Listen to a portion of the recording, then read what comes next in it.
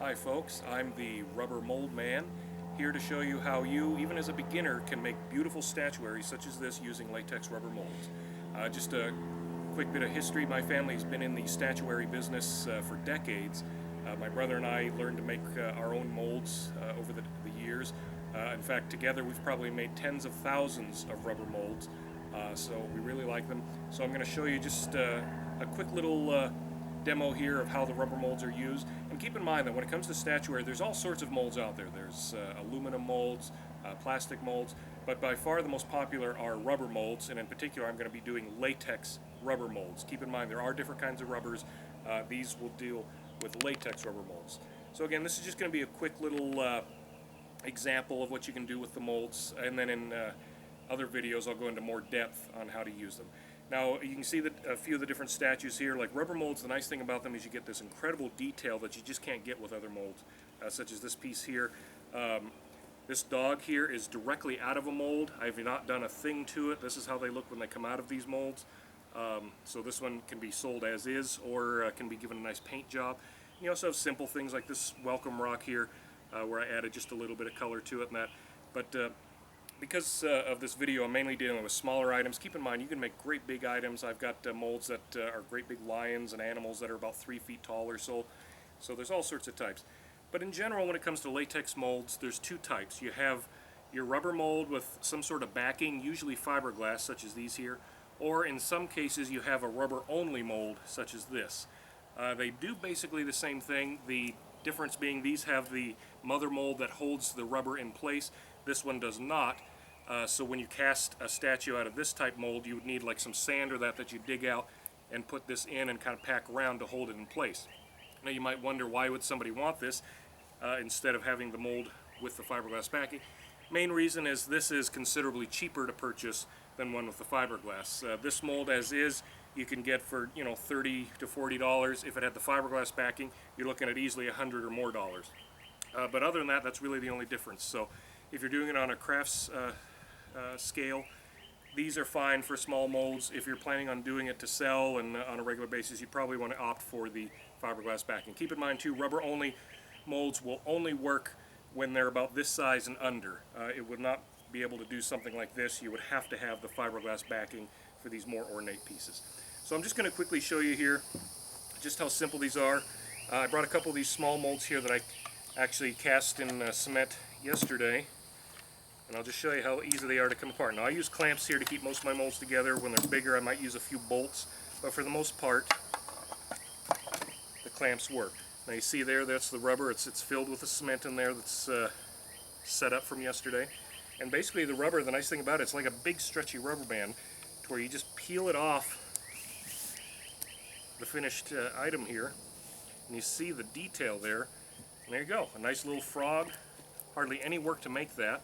And in another video I'll actually show the process of mixing cement and pouring in the mold. But right there you got a piece that you can sell right now, ready to go. Or you can paint it up different finishes, make it real detailed or whatever. But super easy to do. Now here's your basic rubber mold right here. As you can see, it's just a nice thick rubber liner with the detail of the frog that's in it. To use one of these molds, you have to decide what you're going to use in it. Now these will work with plaster. If you're going to cast in plaster, all you need to do is wet this, just dip it in some water, put it under a faucet, get the excess water out, and then put the mold together and you're ready to pour your liquid plaster into it. Nice thing about plaster is it hardens really quick, so you can actually make 4 or 5 of these guys in a day if you wanted to. Bad thing about plaster is it's expensive. Second of all, it will not last outside the way concrete does. Plaster will eventually melt in the elements. So most people like to use concrete. Now if you're going to pour concrete in these, you do have to use a mold release.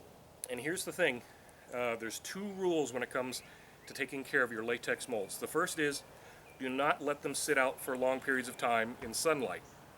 Now I'm outside right now, but I'm in the shade and I'm only here for a few minutes. They will be coming in. But if I were to leave this out in direct sunlight for a day or two, the rubber would start to melt and get sticky and it would destroy the mold. So don't leave them out in the sunlight. The other rule, and this is important, no petroleum products on the latex rubber. Now you might think, okay, I'm not going to put motor oil on it.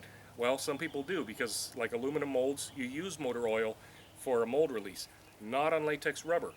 Another thing, Some people use liquid soap as a mold release. Most liquid soaps contain trace amounts of petroleum, so you do not want to put any liquid soaps on there. There's only one type of mold release that you want to use for latex rubber molds, and it's super easy to do. It's a mixture of castor oil, not castrol motor oil, castor oil, which is plant-based. You get it at your local health food stores, or your Walgreens carries them. It's real cheap, and you get it in little bottles. You need very little of it because you put like just a little dollop into a spray bottle, and then you dilute it with a whole bunch of rubbing alcohol, just standard rubbing alcohol like you get at your local store. And then you put it in a bottle. In a later video, I'll go over the actual ratio and everything, but it's one little dollop of castor oil to a whole bunch of rubbing alcohol.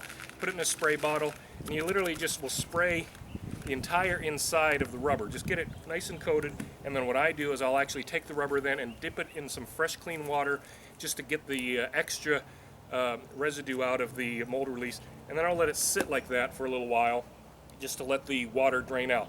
And then you just simply take your fiberglass shell, put it back around there, put your clamps on, flip it over like so, and then you're ready for casting. It's as simple as that. You know, obviously bigger molds that are more detailed might require a little more time, but overall, that's all there is to it. Here, I'll show you another one here. Just happens to be yet another frog. That's what I grabbed today, but again, fiberglass shell held together with just two little clamps. There's the rubber mold. That's the actual mold part. And again, it's stretchy, so you can get all that detail on there, and this will stretch so you can actually just kind of peel it off here. Just bring it on up. And ta-da! Cute little frog here on a stone that when it's all painted up you can see that it says welcome there. And nice little piece, nice detail to it. Straight out of the mold, hardly any cement used to make that, and yet when this is done you can probably sell it for $20-some all painted up. And now this, I want to show you this. This came with a couple little air bubbles there. That's fine, that's normal. I'm not going to try to hide that because you're going to find the odd piece gets those. In a later video I'll show you how to simply take care of those kind of things so you don't have to worry about it. Just like on this dog here, this particular mold has a seam up the back when it's made because it's too detailed to just stretch over. It actually has to come apart, so it leaves this mark here. That's how it comes out of the mold. I'll show you in a later video how to make those virtually invisible for molds that have seams. So that's pretty much it. You see how simple it is. Again, this is the mold that was used to make this. This is the piece directly out of the mold, just fresh and still curing. And then if you want to paint them up with a little finish, make them glossy, that's fine. Very simple to do, easy to use. Anybody can do them, whether you're doing it in your garage for a hobby or you want to do it on a large scale and sell these at flea markets or even start your own business. You can. My family's done this for years. This is how we've supported ourselves, is making statues and selling them at our own shops. So here's the thing. Most folks want to know, okay, sounds easy, I'd like to try it. Where in the world do I find these molds? Well, the nice thing is they're getting easier to find. It used to be you had to go directly to certain companies. They were astronomical in their prices. Fortunately, with the internet, it's getting easier and easier to find them. You can go on places like eBay. There's quite a few of them for sale on there. You do need to watch out what you're buying for. A good rubber mold should be thick enough that it, you know, when it's small like this, at least can stand on its own. You can tell it's got stretch to it. It's not see-through. So you want to try to look for that. On the other hand, you don't want a mold that's so thick where they just dump the rubber on it to where it won't stretch anymore. I've seen pieces like that to where you go to remove it from the item and it just breaks, you know, chunks off, the little details in that. You want to find that good middle ground. I actually am just now starting to sell some of the molds I've made. My family's been making molds for years, and I decided it's my turn to try selling some of them. So I'm starting out on eBay myself. Now I'm going to start my own website in the near future, but for now I'm starting on eBay.